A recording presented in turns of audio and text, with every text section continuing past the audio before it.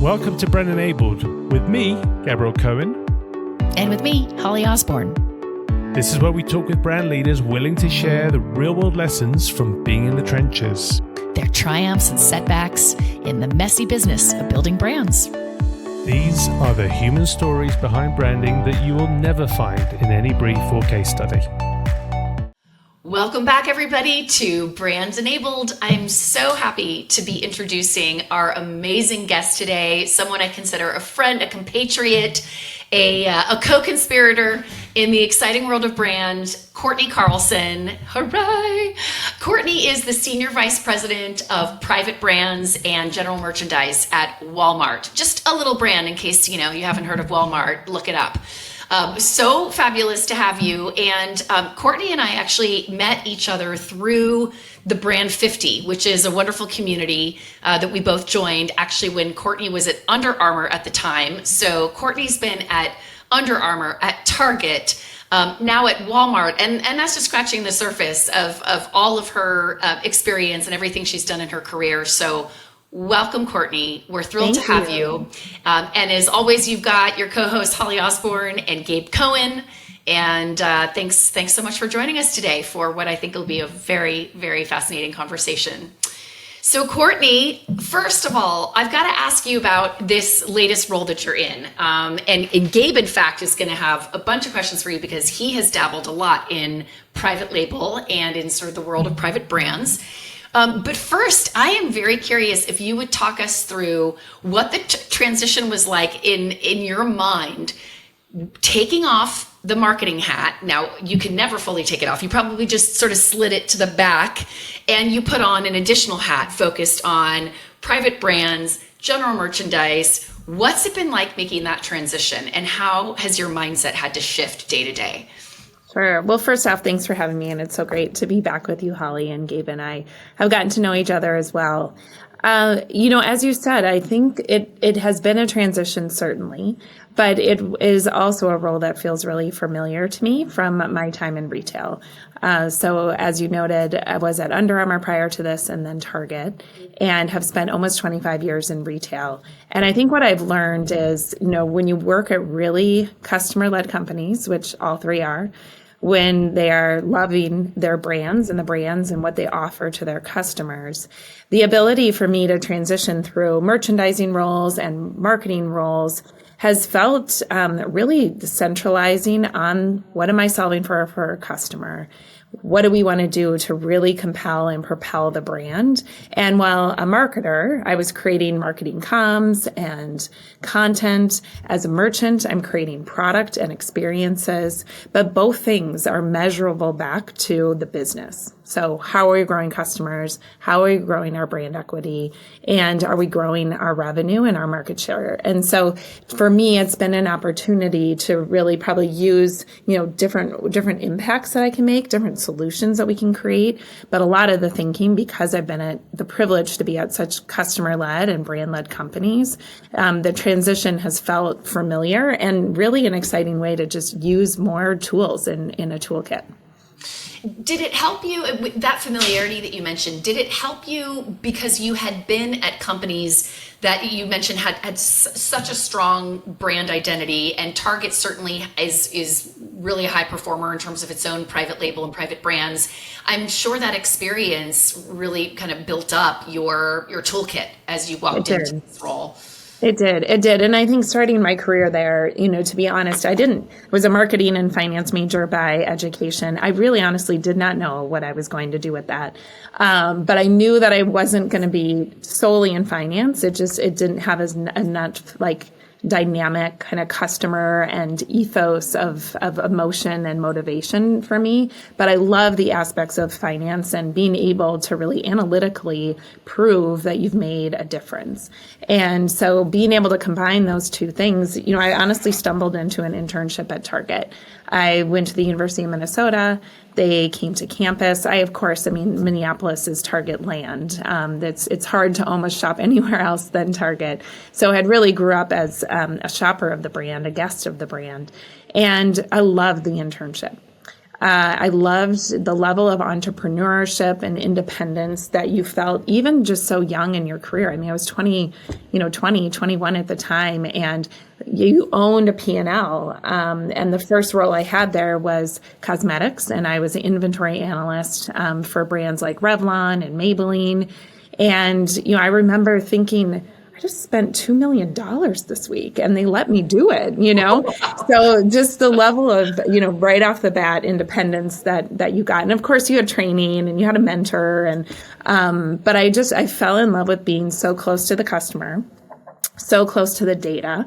And I think, again, in a retail environment, you own that 1P data. And so you can see trends immediately. And I really enjoyed that. And I think then stepping into a brand like Target, the master brand is so strong. The brand, inside of the building, how we created love and allegiance for Target and what we were all doing together, to be really purpose-led and solve, an opportunity for our customers. I think you immediately satisfied my marketing heart also. And I think that ability, through my career now to lead, whether it's, a merchant designing private brands or a marketer, working on private brands and or the master brand, that element of brand building has been a familiar tool throughout my career. Well, in something you mentioned, and I want to let Gabe jump in because he's got really probably juicier questions about private brands. But one thing I'm really curious about is your love for the data and being able to demonstrate impact back to the business. I want to take a quick detour and peek into any moments of frustration or difficulty you've had where you were doing something for the brand that wasn't as measurable.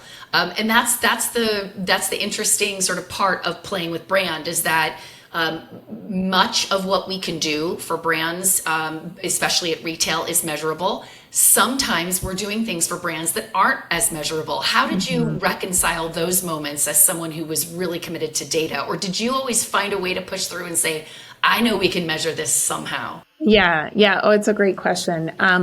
So I think committed to data, but knowing that data doesn't always measure everything. And frankly, it's hard for data to measure emotion accurately. And to me, loving a brand is so emotional that I could easily, as a simple concept and common sense, accept that not everything is going to be measurable, and over what time horizon can it be measurable.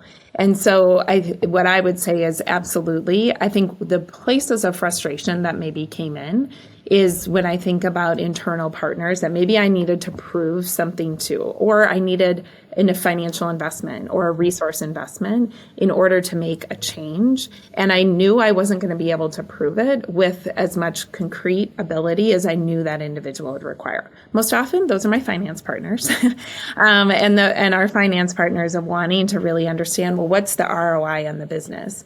And I think as all modern marketers, we know that even our best to have great marketing, even our best measurements are also flawed.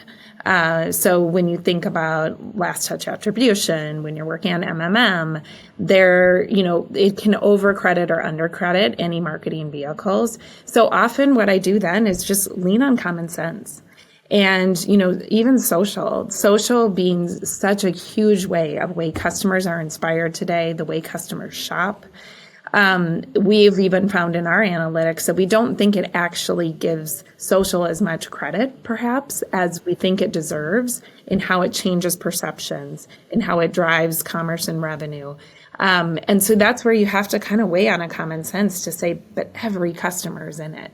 And even when I'm then working with my partners, a lot of times it can be coming back and telling simple stories or allowing, if I'm working, for example, with my finance partners, put yourself in your shoes. How are you influenced? Or tell me a story about a time where you bought something, you hadn't well researched it, but you were inspired by it because maybe it was an influencer that you trusted, someone that you bought it. So I think it's both a factor of being able to prove it with analytics, but also leverage personal human stories and kind of common sense logic as well. I think that's such a beautiful reminder to people. It's such an interesting example. There's a CMO of a large health system, who, as part of their sponsorship strategy, wanted to do the shirt sponsor of an MLS team, and the CFO just really wasn't on board. He then went and had a trip in Europe with his kids. I went to a European football game, and it completely changed his perception.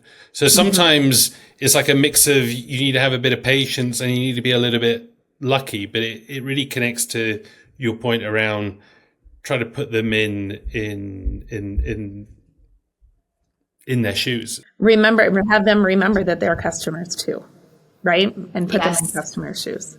Well, and that's one of the things that the new CMO of Audi, when he came in, what he saw that you could get a company car if you were an executive at Audi, but you signed a form and then you got the car. He changed it so that any new employee, when they went through a car, they had to go through the buying process.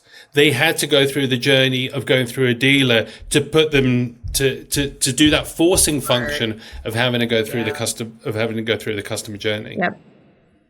Brilliant. Yeah. Yeah. There's something that, Courtney, did you ever measure that? That's one of the things that I loved about the brand asset evaluator, a tool that I used at Landor, but it's kind of WPP wide. And one of the 4 pillars is esteem. And I loved that one because that measured sort of the energy and vibrancy of a brand. Like, is the brand pulsing right now? So how do you kind of think about that at Walmart? Yeah. I think, so we absolutely look at that. And I think across the brands that I've been at, so BAV has been one that we've used. I think we're looking at like social sentiment, and what are we seeing? What are we trending? What do we have for social mentions? So when I think about that because that's where conversation is, and it's not just one dimension for us to look at. So I think we can look at a slice of consumers and what are they really saying? And so we can look at that in social listening. We then have brand tracker scores that we track typically every 6 months, but sometimes we're doing that even more frequently to understand consideration, to understand recommendation, to understand questions like, is a brand that I feel knows me? So something that we often, and as a brand that I would recommend. So looking at, net promoter score could be another way to frame some of those. And so a lot of dimensions of the way that we're looking at the brand in order to determine how much is it resonating with our customers, and doing that can be both, saying it back to us through more formal surveys, but then also what are they maybe engaging with and saying in their actual daily And in activity. store, you get all kinds of, it's that moment of truth, either whether it's online store or in actual physical store. A lot of times that data, like you said, doesn't end up predicting that behavior at that moment of truth, right? So how do you learn now, particularly in this role focused on private brands and merchandise, what are you doing to sort of be in that moment with them? Yeah. Well, I think a couple of things are, it's really leveraging all the P's, right? When I think about definitely like, how are we placing the product? How are we talking about the product? Through marketing, how are we pricing it? And then, what are we offering, and does it have the highest relevance to our customers? So we're an omni retailer, but we know that shopping happens. It's happening digitally in our site and in our app. It's happening in our stores, and it can be happening through social.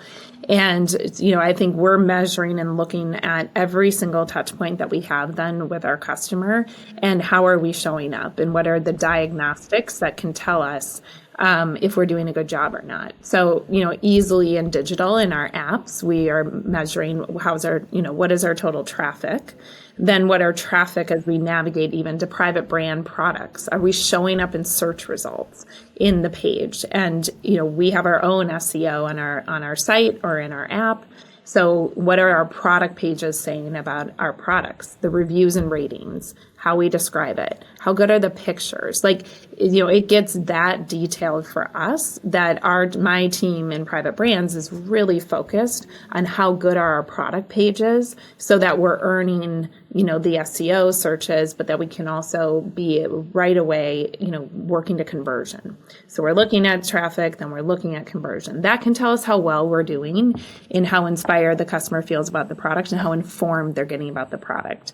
Now, when you get a store environment, we don't have a lot of that data, right? But but can be measuring sales per square foot and understanding the turns, obviously. And then in social, can be similar metrics to what I described as digital, but we then have an opportunity to even have, our influencers talking about our private brand products. And so what we've done quite a bit, and this is when I was in marketing here too, is we'll invite influencers to engage with our product.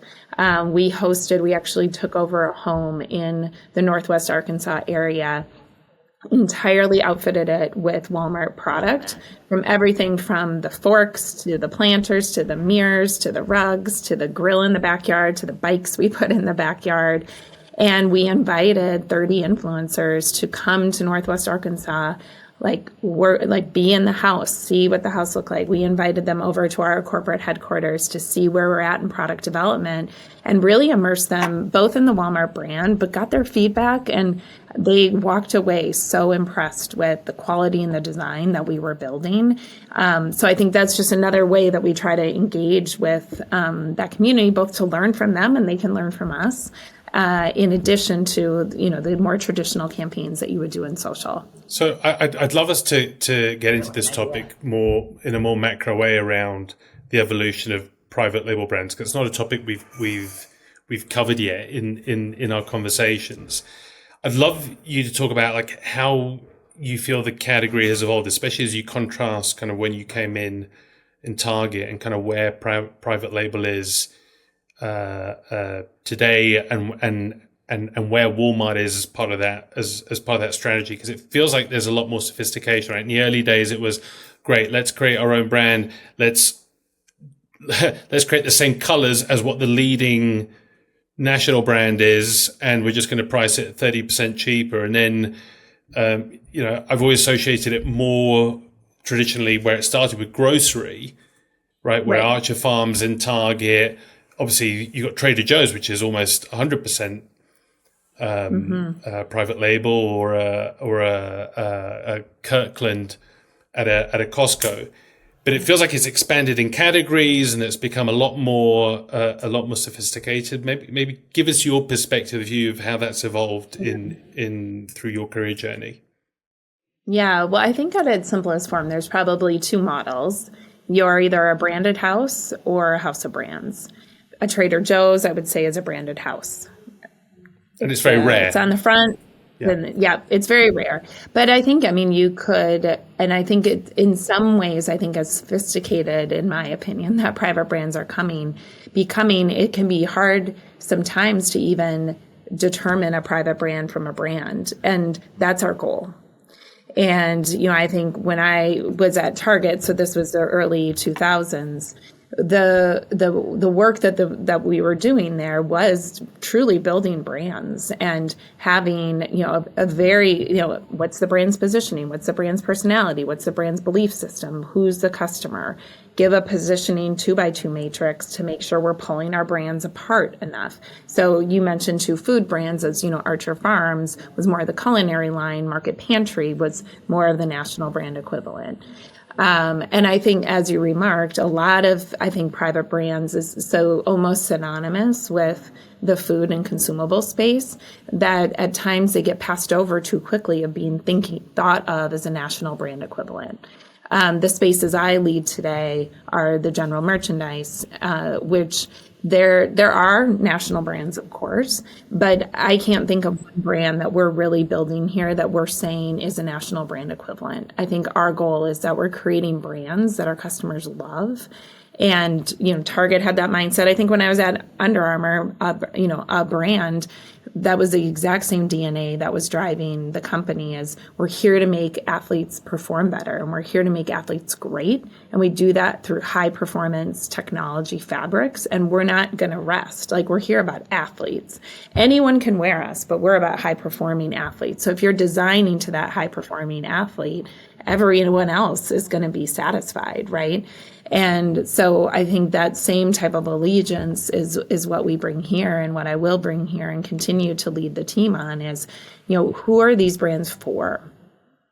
And what are we solving for them? What's the brand personality and the positioning? and then hire and recruit a great team. So I think that's the other difference, is a lot of these brands are now being created by internal design teams, internal product development teams, as opposed to maybe in the past, it would have been created by a supplier, would have had some of that talent or that team. Now they can be talented, but they don't work to the same allegiance as you do when you're inside of a Walmart, creating a brand that's only yours. I think the other distinction and why it continues to be a strong strategic playbook is it becomes a why I come to Walmart, not while I'm at Walmart. The more that we do a great job and our customers fall in love with our brand, they'll return to us because they know that they can only get the mainstays brand, at Walmart, for example, the Hyper Tough brand at Walmart, the On brand at Walmart. So those product categories and better goods we just launched in grocery. We have so many plans in our playbook right now. It's so exciting. And each day I'm seeing progress and, inventiveness that the team is having. The future is just really bright. What about then the influence, the connection with the Walmart brand overall? Like how much of that Sure. plays a role when you're developing or managing one of the private brands? I would say so because we've decided that we are a branded house as opposed to maybe even like our sister brand. So Sam's Club, they have Members Mark. And for them, that's the right playbook, and that they are one brand in totality, and they choose the best items, the best products, so that the Members Mark is standing for those key items. We then at Walmart, we don't tether it to the master brand. But what I will say that always guides us is we know that we serve America. We know that 90% of America lives within 10 miles of a Walmart, even increasingly close to 5. And with the Walmart in your pocket, we can be to a lot of communities, even up to 85 to 90% of communities within 30 minutes of a delivery at your door. So our speed of delivery, the proximity of our stores, we serve everyone. What we want to make sure, though, is as we're building those brands, that we're thoughtful of the price point hierarchy of where they need to sit for where we see the most customer demand. We also design for what solutions we know that our customers are enthusiasts about. But again, because we serve a lot of America, we know that we have so many opportunities. And then also aesthetically, we also think about how do we want to make sure that we're capitalizing on trending aesthetics and then maybe some foundational aesthetics, some core basics that will always carry our customer through. So maybe thinking in common principles like good, better, best, and core must-have fashion, brands, and thinking about how they sit within that, and then looking at the portfolio and make sure that we have the right balance for where we're seeing the spend happen in the marketplace and also at Walmart are probably the ways that we right-size the portfolio more than thinking about exactly how it tethers back to the total brand, because our total brand is very inclusive on that. It feels like from a brand management learning standpoint, people want to go and work for some big brands. It sounds like often that going to work for a private label brand is like the ultimate brand management experience because you get to create, and I imagine you get to influence a lot of even the product development and innovation. Absolutely. Well, my team does all the product development and innovation, right? So today my team holds, our brand we have a brand management function. So if you think traditional CPG, I have brand managers that are managing those brands. They're doing the positioning. They're doing, our values, the personality. They're saying what materials are in and out of the brand. We work really closely with our marketing and creative partners. The creative team is then doing that brand identity. We're developing that. And then I have a product development team, I have a quality team, I have a packaging team, and we're working them back with marketing to bring all of the brands to market. So I couldn't agree more. I've loved my time in retail. One of the biggest changes for me was when I went to Under Armour, because I wanted to make a change in my playbook and say, okay, what if I worked for a brand? What will that feel like versus working for Target? That was a very strong brand, but I was working on multiple brands, national and private at the time. But when I went to Under Armour, I remember feeling like, oh, I only have one brand to work with. That's way different, right? Where when you're in a retailer, depending again on economic changes, depending on aesthetic changes, depending on quality changes, you have a whole tool of brands that then you can put into your playbook differently. I think what's at Under Armour though is we had a lot of technologies that we could do that with, right? So that to me is a little bit of the different tilt that in a brand, you might have different technologies or different formulations, and that's where you're all in one brand, but that becomes your toolkit to then be responsive to the customer. So technology from a product ingredient standpoint. That's right.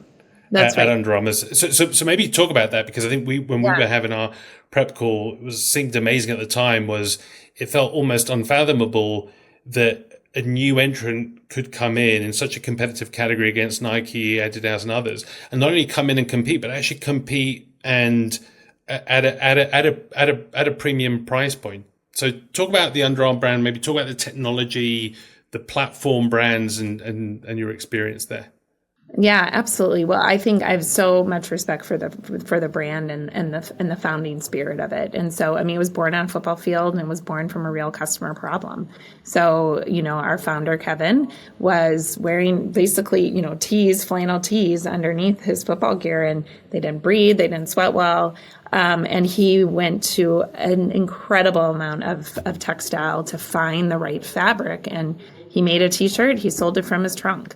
And it started to take off. And I think from that, like whenever you start from a core insight, which he had, and whenever you have a relentless pursuit of performance and excellence, which he had, you're going to hit a market and you're going to hit a fan base and an enthusiast. And that's what spreads a brand. And, this is my opinion, but I think that there are spaces where people then, they want to be in what's new and next, right? And so then there's adoption, and what's this logo that people are wearing? And you're going up against what everybody else has, but now here I am. And think about it, even in the athletic space, you want your edge. So as even in the mindset of an athlete of like, now there's some athletes that are getting an edge, and then it spread. And so I think that, again, it comes down to you got to have a good product. And, at that time, there wasn't a ton of marketing necessarily, but if you have a good product, you will get the right following.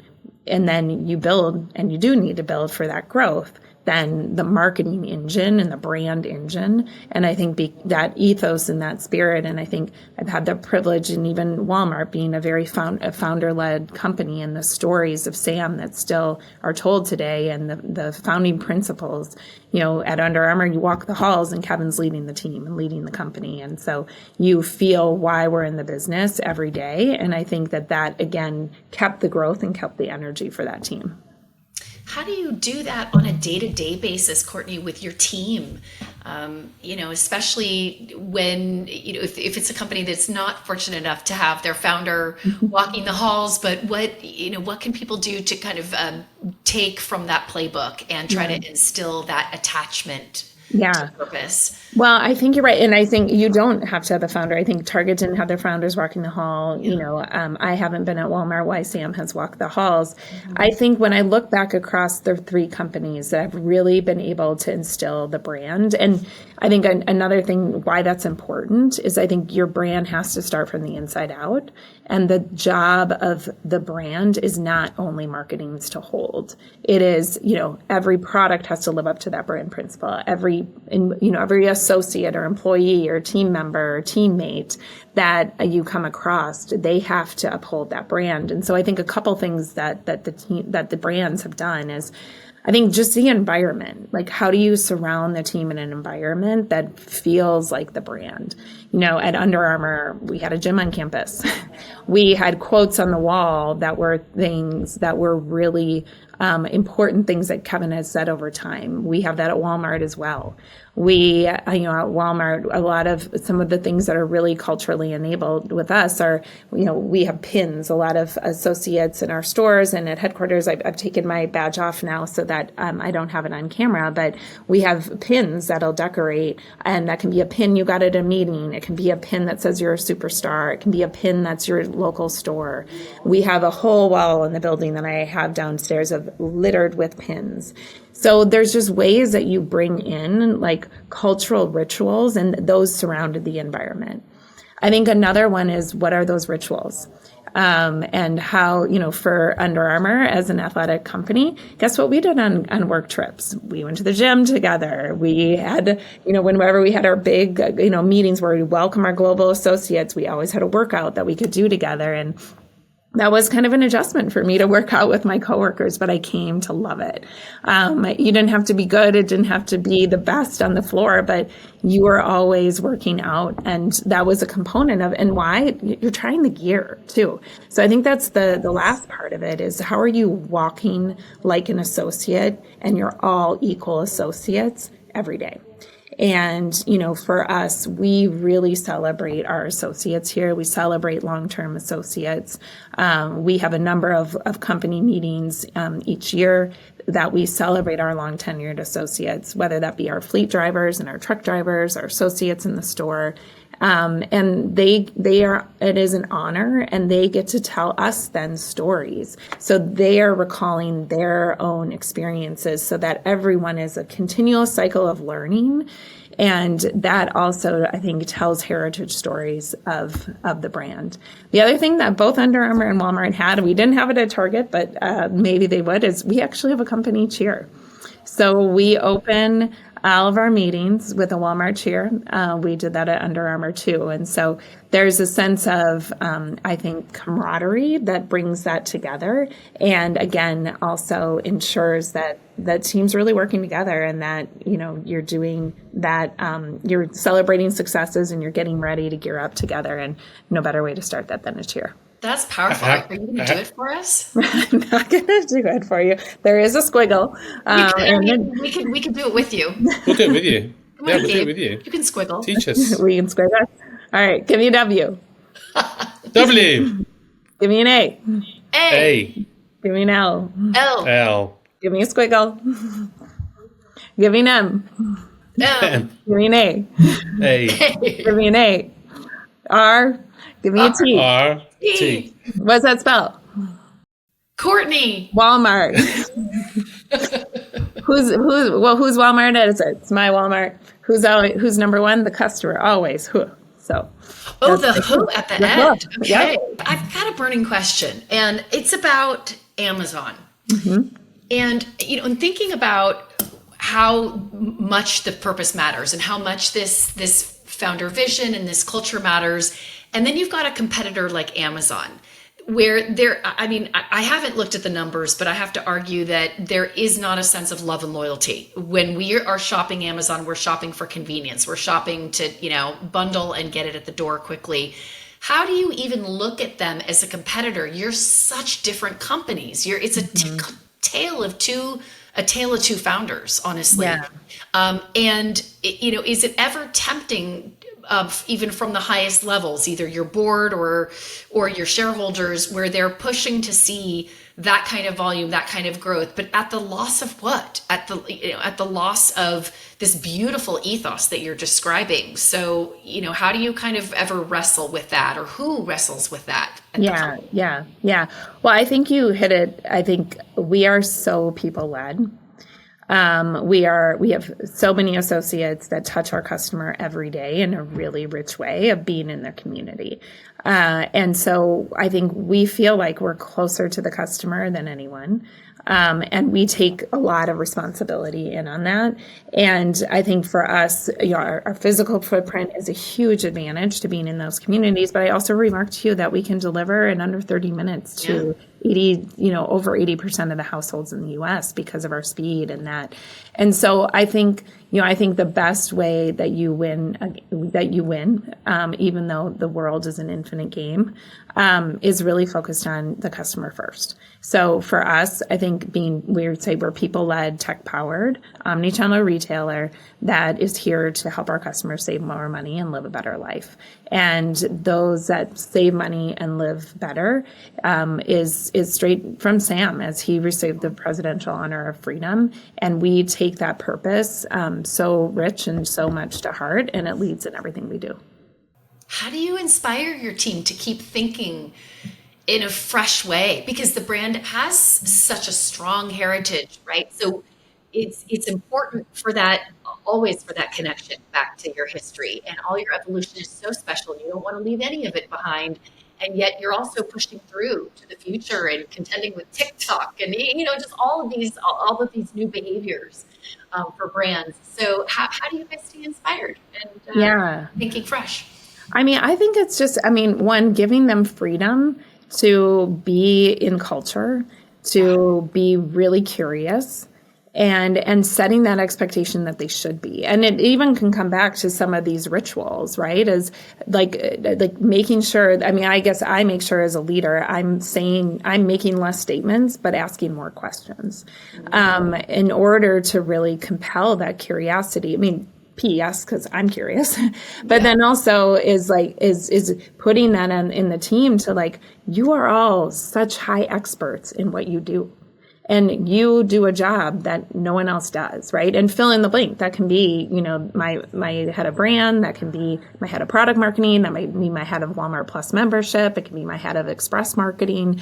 It can be any of those, but they are the most expert person on that topic, and making sure that they feel the freedom and the accountability to do that. And then I'm asking more questions of them because I want them to teach me. But I think that's also another ritual that keeps them, I hope, inspired, because they're looking at the market and they're looking at customers, they're looking at culture of what's happening.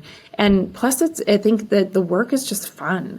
When I think about what else we could be doing, and actually when I was at Under Armour, one of my teammates there, she made us all stickers and it says marketing's fun. And we would just have that on our computers or tablets. And when you're in one of those days, because sometimes it's hard, right?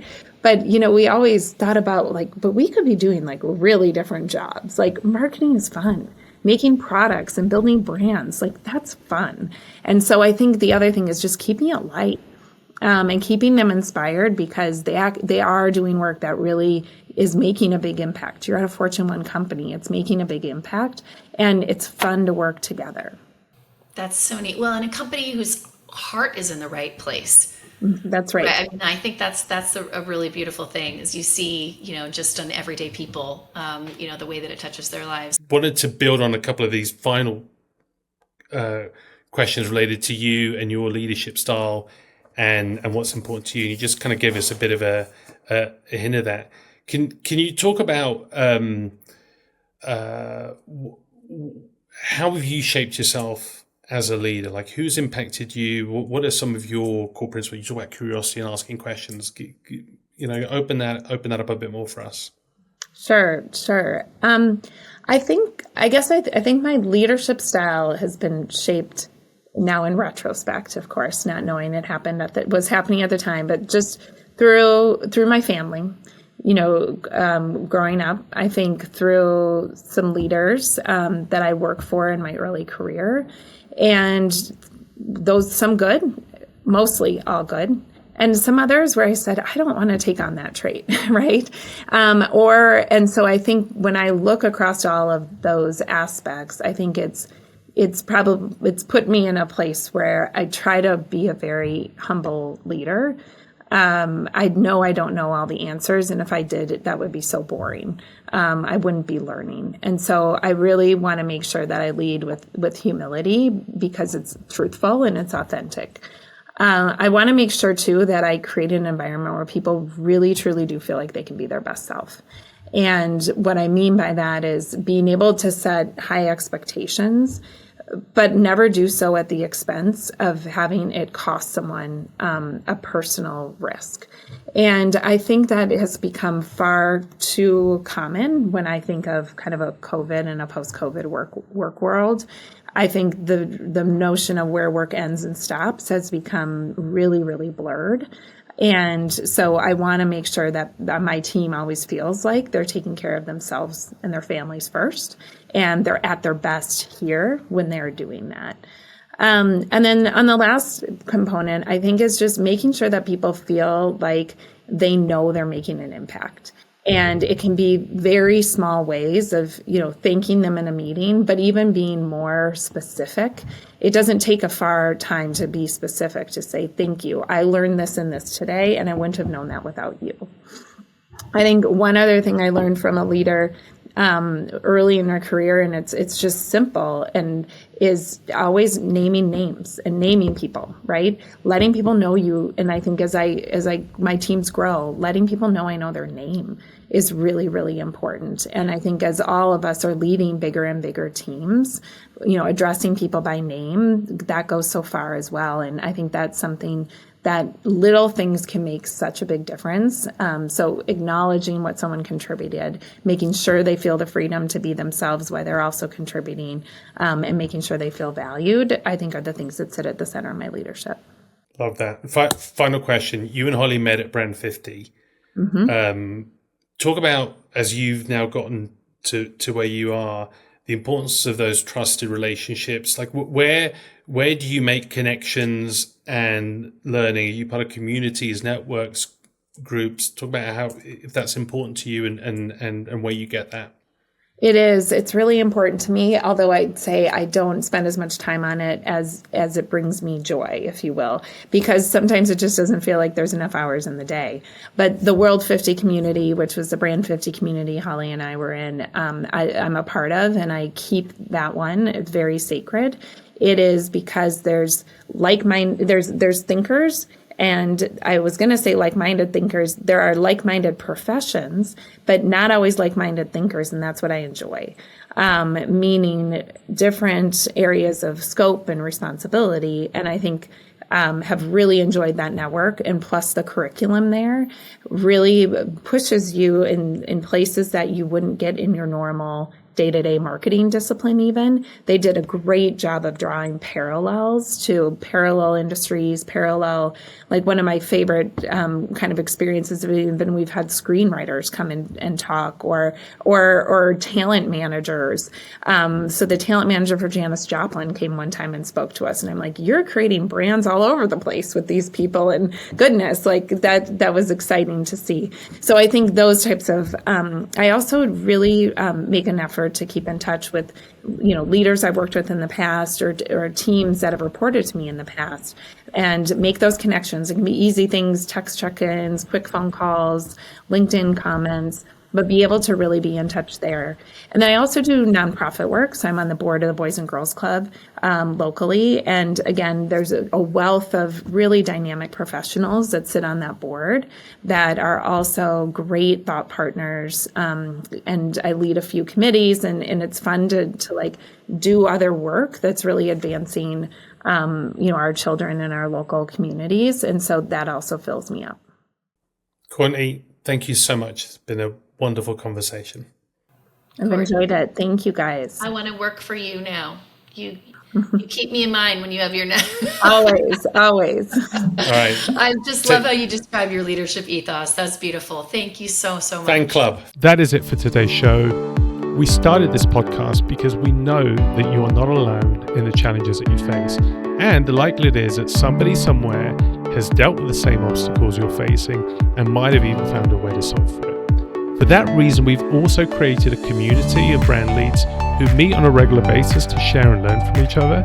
So if you'd like to join that community or are interested in learning more, or if there is a brand challenge you'd like us to cover in one of our future episodes, please do get in touch with us at gabriel@brandenabled.co. That's gabriel@brandenabled.co. If you like today's episode, please share it with your colleagues and friends, and subscribe on Spotify, Apple Podcasts, or wherever you get your podcasts.